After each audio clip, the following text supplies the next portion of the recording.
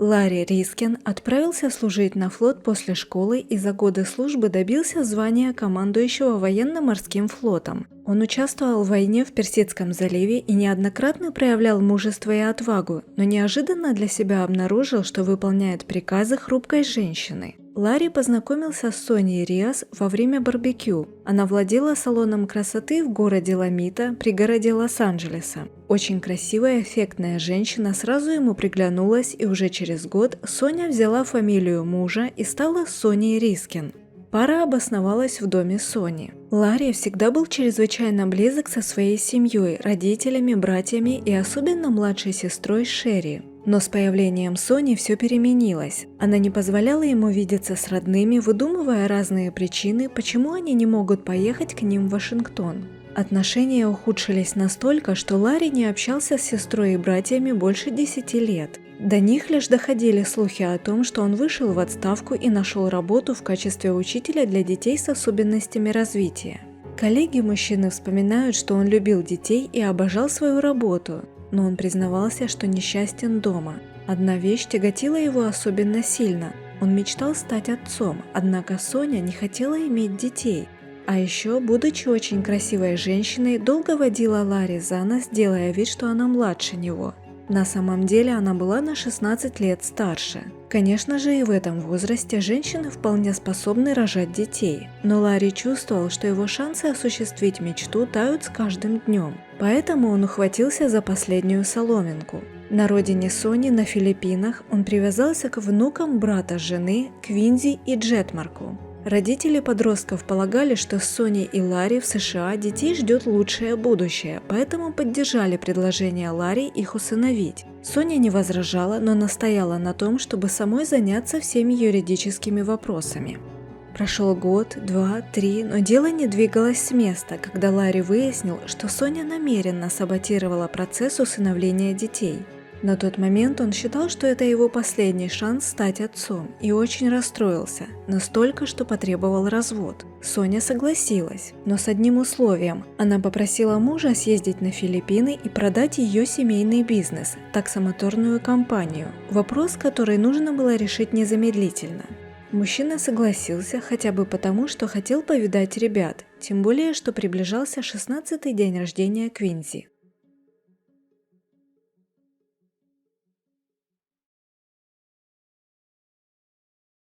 Поразительно, но Соня не поехала, хотя дело касалось ее семьи и ее бизнеса.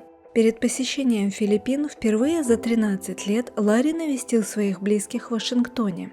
Он был рад начать новую главу своей жизни без жены, но с ее внучатыми племянниками, которых все еще надеялся усыновить. Сразу после приземления самолета Ларри отправился к ним. Во время вечеринки по случаю дня рождения Ларри заметил, что у маленькой двоюродной сестры ребят развилась глазная инфекция. Мужчина настоял на том, чтобы отвезти ее в больницу. Кто-то из присутствовавших взрослых позвонил Соне и сообщил, куда они едут. Ларри посадил девочку в машину и вместе с Джетмарком и несколькими другими взрослыми поехал в больницу. После визита к врачу все снова сели в джип и собирались возвращаться домой, когда к ним приблизился мотоцикл. Один из мужчин на мотоцикле начал стрелять в голову и живот Ларри. Затем преступники быстро скрылись. Джетмарк пытался помочь Ларри, звал на помощь. Он был уверен, что мужчину спасут, ведь от больницы их отделяли буквально несколько шагов. Но мальчик ошибся. Ларри спасти не удалось. Мужчине было 43 года. Когда Соне сообщили об убийстве мужа, она совершенно потеряла самообладание.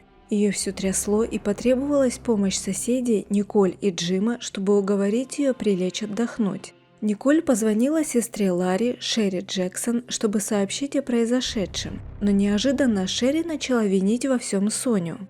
Николь и Джим не восприняли ее слова серьезно, не тогда. Однако следующим утром Соня снова попросила Джима зайти к ней помочь поискать документы. Когда Джим узнал, что Соня ищет страховку мужа, он отказался ей помогать. Пока семья Ларри готовилась к его похоронам, его жену интересовала лишь страховка. Впрочем, проводить похороны Соня не собиралась. Она распорядилась, чтобы мужа кремировали, а урна с прахом осталась на Филиппинах у кого-то из ее родственников. Родные Ларри восприняли это как очередную пощечину с ее стороны, но все равно провели похороны и предусмотрели нишу в надгробии там, где, как они надеются, они когда-нибудь смогут поставить урну с прахом.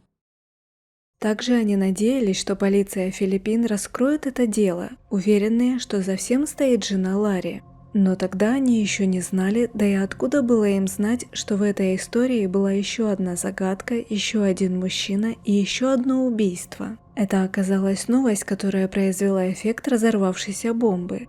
Ларри Рискин был не первым мужем Сони. И причина, по которой они с первым мужем уже не вместе, заключается в том, что его убили на Филиппинах 19 лет назад. Мужчину звали Эрл Джон Бордо. Семья Эрла все еще жила в Девенпорте, Айова, в том самом доме, где он вырос. Он был гордостью семьи. Эрл пошел служить на флот во время войны во Вьетнаме, но его часть находилась на Филиппинах, где он познакомился с привлекательной местной девушкой по имени Соня, которая пела в ночном клубе возле их базы. Очевидно, это была любовь с первого взгляда, потому что молодые люди быстро поженились, и через несколько месяцев Эрл привез молодую жену домой познакомить с семьей. Однако счастливого воссоединения не получилось. Девушка не понравилась родным Эрла.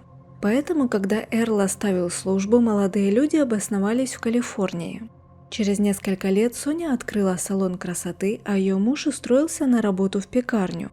Внешне казалось, что в семье царили любовь и гармония, но на самом деле Соня любила отдавать приказы своему мужу военному и понукала им как хотела. Они прожили вместе больше 20 лет, когда наконец Эрл понял, что такая семейная жизнь и приказы жены его тяготят. Соня согласилась развестись. Но прежде и тут возникает странное ощущение дежавю. Мужу нужно было одному съездить на Филиппины, продать ее семейный бизнес, компанию такси. Эрл не хотел ехать, но жена оказалась несгибаемой в этом вопросе, и мужчина предпочел не спорить. Он умолял младшего брата Денниса поехать с ним, однако тот не мог быстро получить паспорт, поэтому Эрл отправился на Филиппины один. Стояла жаркая августовская ночь, когда самолет Эрла приземлился в Маниле. В дом, где жили родственники жены, он приехал около полуночи. Мужчина очень устал с дороги, упал на диван и спал как убитый, пока его не убили по-настоящему. Когда приехала полиция, они нашли Эрла лежащим в луже собственной крови. Его застрелили. Офицеры решили, что в дом влез грабитель и мужчина ему помешал. Но следов взлома не было, ничего не украли, и преступник выстрелил только в Эрла. Сразу задержали 3 мужчин, которым предъявили обвинение в убийстве. Позже задержали еще 2. Все они были членами семьи Сони. На рубашке и штанах одного из братьев Сони нашли свежую кровь человека. Так что улик, способных отправить преступников в тюрьму надолго, хватало. Но последовал сюрприз. Так как Соня являлась ближайшей родственницей, по закону Филиппин она должна была посетить предварительное слушание в суде, чтобы были официально предъявлены обвинения ее родным. Но так как она не приехала, обвинения сняли, а дело закрыли. Местные власти заявили, что у них связаны руки, по крайней мере официально. Неофициально местные жители сплетничают о том, что Соня заплатила, чтобы все проблемы рассеялись. Как поясняют они, $1000, и свидетели замолкают, а улики исчезают. Брат Эрла, Деннис, чувствовал за собой вину, поскольку отпустил брата самого, поэтому постоянно звонил адвокату на Филиппинах, тратил $1000 на собственное расследование, надеясь заставить Соню забеспокоиться. Но вместо этого сам стал мишенью. Он получил около 200 угроз только по телефону, но не успокоился, а сообщил о Соне в полицию и ФБР. В результате он дважды стал целью нападения подосланного убийцы.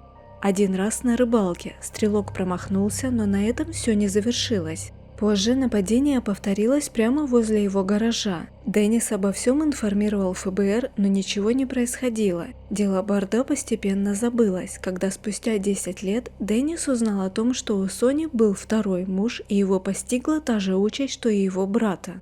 Деннис надеялся, что новый интерес к Соне может возродить и интерес к делу его брата. Тем временем Соня планировала получить не только все имущество, но и страховку 2-го мужа. Однако не тут-то было.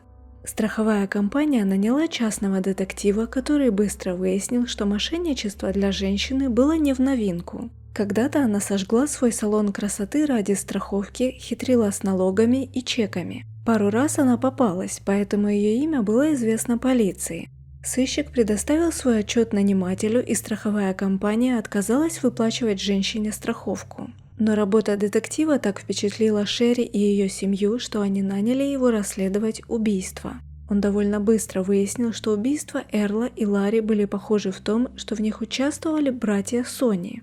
Они, как и все остальные члены семьи, зависели от нее материально и были готовы сделать все, чтобы она не потребовала. Шерри, как и Деннис, передала ФБР все, что нашел частный детектив, надеясь, что теперь-то начнется расследование. Но шли недели, месяцы, и ничего не менялось. Соня, как обычно, продолжала работать в своем салоне. Однако после Нового года Шерри стали приходить электронные письма. Автор уверенно писал, что Соня несет ответственность за убийство Ларри и предлагал вернуть Шерри прах брата. Письма были подписаны Джоном Бордо. Но как такое могло быть? Бордо – это фамилия первого мужа Сони, но Эрл Джон Бордо давно погиб. Оказывается, у Сони был сын, чье существование она держала в тайне. Она родила мальчика на Филиппинах, когда была еще совсем юной девушкой, подростком. Эрл усыновил мальчика после свадьбы. Семья мужчины ничего о нем не знала, равно как и семья Ларри, и даже сам Ларри, отчаянно хотевший иметь детей. Как бы то ни было, Шерри решила ответить на письма, в частности потому, что хотела вернуть прах Ларри. Джон просил за него $35 тысяч, но чем больше они с Джоном переписывались, тем больше женщина опасалась того, каким человеком он может оказаться. Что если он мошенник или того хуже? С каждым новым письмом она понимала, что он действительно хуже. За дополнительную плату он предложил еще одну услугу – убить Соню, которую Шерри так ненавидела. Шерри испугалась, не зная, как выйти из этого положения, и опасаясь того, что еще может произойти. Боялась она не напрасно. 27 апреля 2007 года в пригороде Лос-Анджелеса нашли убитой 60-летнюю владелицу салона красоты. В нее стреляли, причем убийство скорее напоминало казнь, а не случайный выстрел.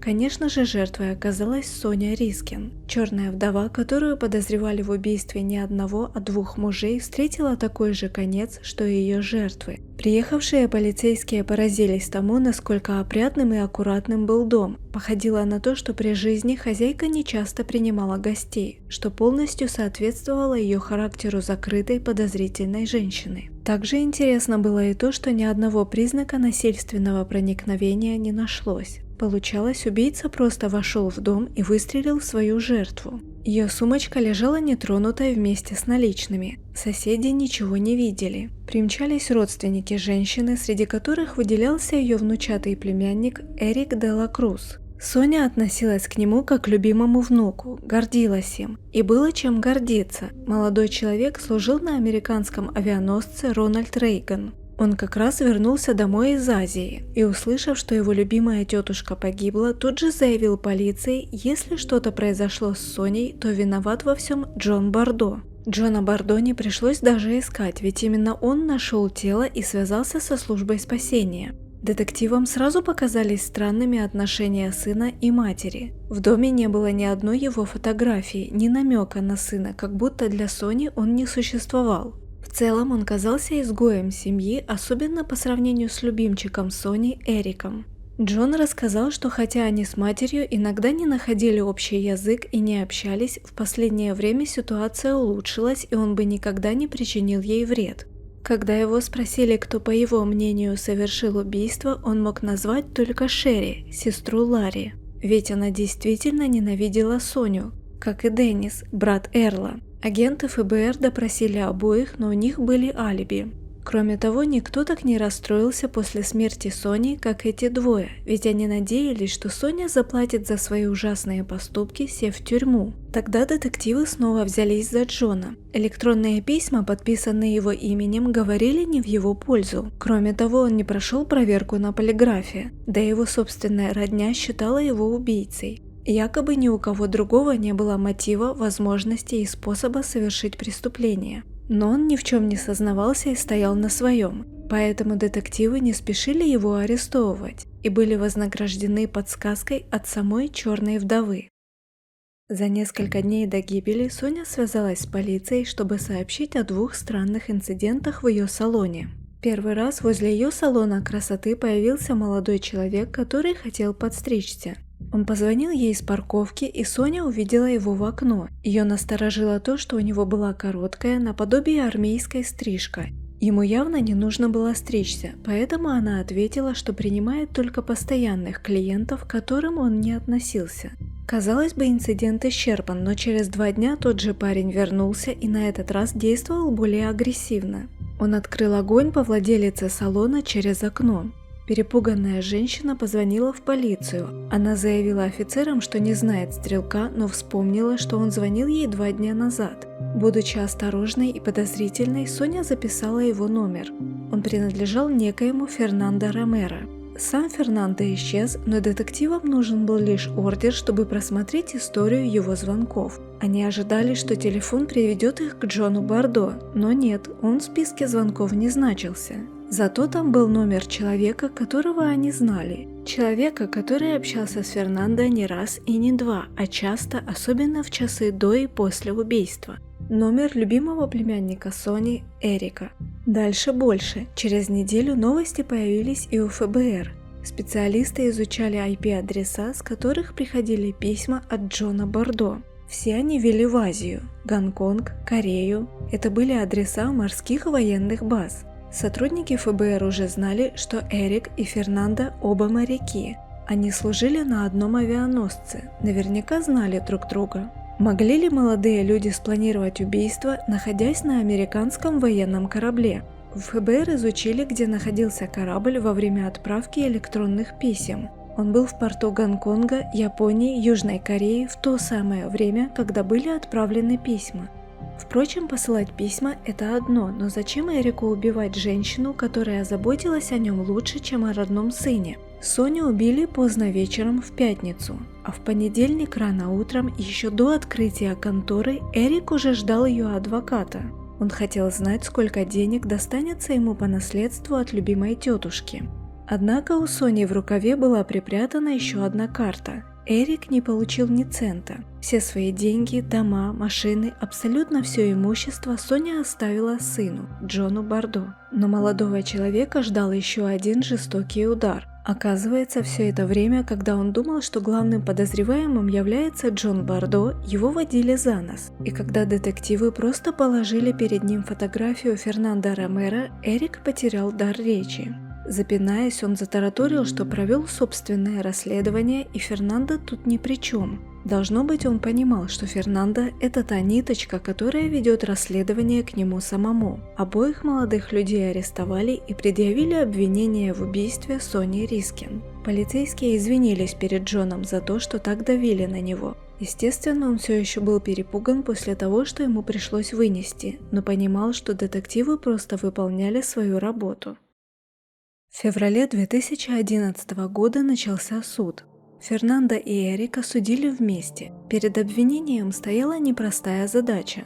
Жертву саму подозревали в организации убийств 2 мужей. Обвиняемые молодые моряки на ее фоне могли вызывать сочувствие. Прокурор решил быть честным с присяжными.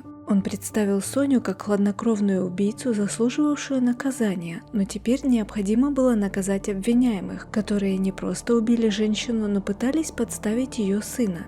Это сработало, присяжные признали обоих виновными. Фернандо и Эрика приговорили к тюремному заключению сроком от 26 лет до пожизненного.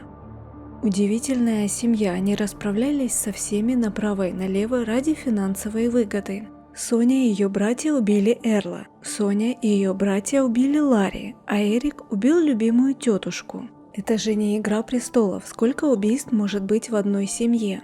Ирония заключается в том, что Соня убила 2 человек, которые не сделали ничего дурного и всегда были добры к ней.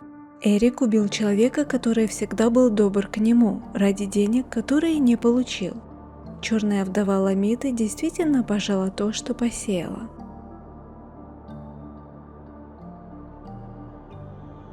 В 2019 году Шерри Джексон отправилась на Филиппины, чтобы лично попытаться найти прах своего брата Ларри. Она лишь смогла выяснить, что прах передавали из рук в руки разным родственникам по приказу Эрика. В конце концов, поиски привели ее к дому, который, очевидно, уже давно пустовал. Ей так и не удалось вернуться с урной брата на родину, как она мечтала.